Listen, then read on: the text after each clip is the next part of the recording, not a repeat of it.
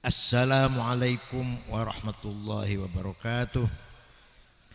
Bismillah, alhamdulillah, wassalatu wassalamu ala sayyidina Muhammad Rasulullah wa ala alihi wa sahbihi wa man ittaba'a bihudah.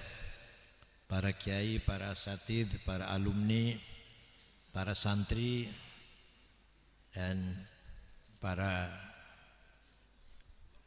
dzurriyyah minal marhum wal maghfur lah baqi akil siraj akramakumullah wa hafidhakum bihifdzih. Alhamdulillah, berapa kali? Haul berapa kali? Ke-35. Alhamdulillah kita masih diberi umur panjang bisa menghadiri haul yang Kiai Akil yang ke-35. Senajan kula wis tua, sudah 72 usia saya. Bapak kula namung 70. Imam Syafi'i 54, Imam Ghazali 55, Imam Nawawi 45. Bapaknya Gus Dur, Kiai Wahid Hashim, anggota tim 9 panitia persiapan kemerdekaan Indonesia 39. Jadi ada orang usianya pendek tapi jembar, ada orang usianya panjang tapi sempit. Yang panjang sempit itu lumayan pilkada suara satu lumayan. Liane pun enggak ada. Nah, bagi mereka yang tidak paham tawassul harus ditunjukkan. Allah jelas-jelas berfirman tawassul dengan Nabi Muhammad. Ya kalau dengan Rasulullah Muhammad yang enggak ada di Qur'annya. Kalau dengan Nabi Muhammad di Qur'annya ada. Kalau dengan Sunan Gunung Jati, Sunan Ampel yang enggak ada, masa di Qur'an ada. Walau annahum idzalamu anfusahum ja'uka fastaghfirullah wastaghfara lahumur rasulu lawajadullaha tawwabar rahima.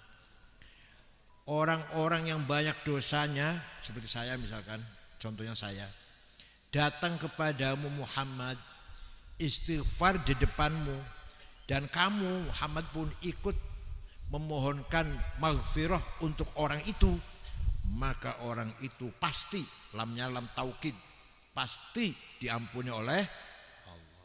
Kalau kita yang banyak dosanya, ziarah ke Madinah, istighfar di depan Rasulullah di Raudhah boleh, di depannya juga boleh. Dan syaratnya Rasul juga ikut mendukung syaratnya. Rasulullah ikut mendukung, maka Allah pasti mengampuni dosanya. Nah, tinggal bagaimana cari dukungan dari Rasulullah yang paling sulit. Bagaimana caranya apa? Rekomendasi ACC dari Rasulullah. Itu dalil tawassul ziarah dengan Rasulullah sallallahu alaihi wasallam. Ada yang bilang ayat itu ketika Muhammad masih hidup. Sekarang udah mati, masa bisa nolongin? Sekarang sudah meninggal. Ayat itu kalau masih hidup ya orang datang istighfar, Rasul juga ikut mendukung, maka diampuni. Kalau udah mati, nah ini orang nggak paham ini, orang nggak paham. Perintah baca salawat kepada Rasulullah. Ya ayyuhalladzina amanu sallu alaihi wasallimu taslima.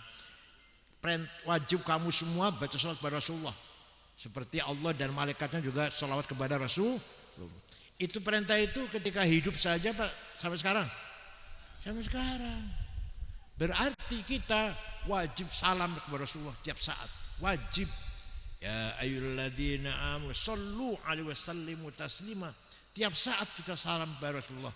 Berarti Rasul masih hidup. Lalu dalam salat assalamu alaika, bukan assalamu alaihi, assalamu alaihi. Kita ngejak ngomong, Rasulullah khitab dengan Rasulullah. Oleh karena itu kita harus yakin bahwa ziarah tawassul dengan Rasulullah SAW ada dalam ayat Qur'annya, sama sekali tidak bid'ah, bahkan menjadi sunnah. Bahkan wajib, kalau enggak pernah ya kurang ajar. Man hajja falam yazurni faqad jafani. Barang siapa haji enggak ziarah kepadaku, berarti dia apa jafan itu apa? Keras kepala, dia keras kepala, sombong. sudah haji nggak mau ziarah kepadaku. Inilah ajaran Islam yang paling kita pegangi teguh, prinsip Ahlussunnah wal Jamaah, dan sebenarnya prinsip Islam, bukan hanya Ahlussunnah wal Jamaah, prinsip agama Islam. Nah, kalau orang dianggap bid'ah ziarah ke Rasulullah dan ziarah kepada wali-walinya, akan putus masyarakat Islam, putus dengan para aulia dan para panutan, para imam. Nah, kalau udah putus, pasti di sini akan mendapatkan kerugian dalam memperjuangkan Islam, bisa bubar. Coba misalkan Sunan Gunung Jati nggak ada yang ziarah misalkan, udah putus sejarah putus. Sejarah bahwa Sunan Gunung Jati tokoh Islam memperjuangkan Islam di Cirebon dan sekitarnya, kemudian kita nggak mau ziarah sama sekali, hilang itu sejarah itu. Oleh karena itu begitu pula Kiai Kempek, Kiai Harun, Kiai Umar, bapak saya, ayo kita ziarahin supaya mengenang sejarah bersambung, tidak putus. Islam menghendaki kita agar kita sewaktu-waktu nggak setiap waktu, harus fana. Harus apa? Fana, lebur, fana, menghilangkan kesombongan kita. Nah, fana itu dimulai dari la ilaha illallah. Itu kalimatul fana itu. Fana ada 3. Pertama, fana an ibadatis siwa. Fana dari menyembah selain Allah. Jadi kita hanya menyembah siapa? Hanya menyembah. Dari fana dari ibadatis siwa. Semua orang Islam harus itu. La ilaha illallah ay la ma'buda bil haq illallah. Maka kita harus sering-sering baca la ilaha illallah itu dalam arti memperkuat fana kita dari ibadah kepada selain Allah. Bukan hanya batu loh. Selain Allah bukan hanya batu, ibadah jabatan, ibadah partai, ibadah duit, ibadah apa lagi? Harta, itu namanya nyembah selain Allah itu namanya. Kalau memang itu diprioritaskan. Yang kedua agak naik sedikit, fana an iradati siwa, fana dari menuruti, mengikuti kehendaknya selain Allah. Jadi la ilaha illallah ay la iradata illa iradatullah. Paham betul? Nomor 2 nih agak tinggi dari tadi. Kalau tadi masalah sembahan, kalau sekarang enggak. Tidak ada yang saya ikutin, yang saya taati, saya panut kecuali iradahnya Allah. Ini nomor 2 ini. Yang ketiga, yang paling tinggi adalah fana an wujudis siwa.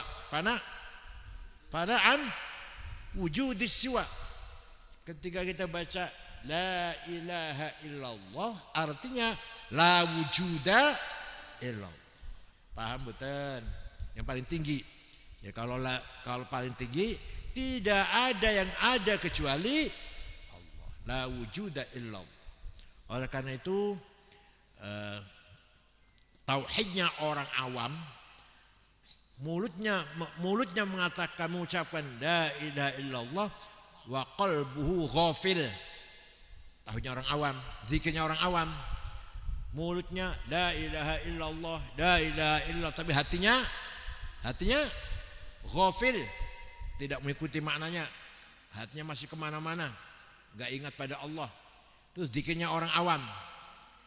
Nah, zikirnya orang yang agak ulama, seatas orang awam, mulutnya mengatakan yaqulu bilisanih la ilaha illallah wa qalbu mutaqinun bi anna kulla syai' makhluqun lillah, bahwa segala sesuatu yang ada ini adalah ciptaannya Allah.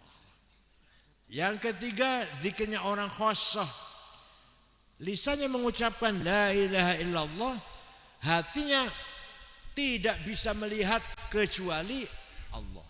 Itu zikirnya orang khassah namanya. Apa? Yang terakhir puncaknya la ilaha illallah, tidak ada yang ada kecuali Allah.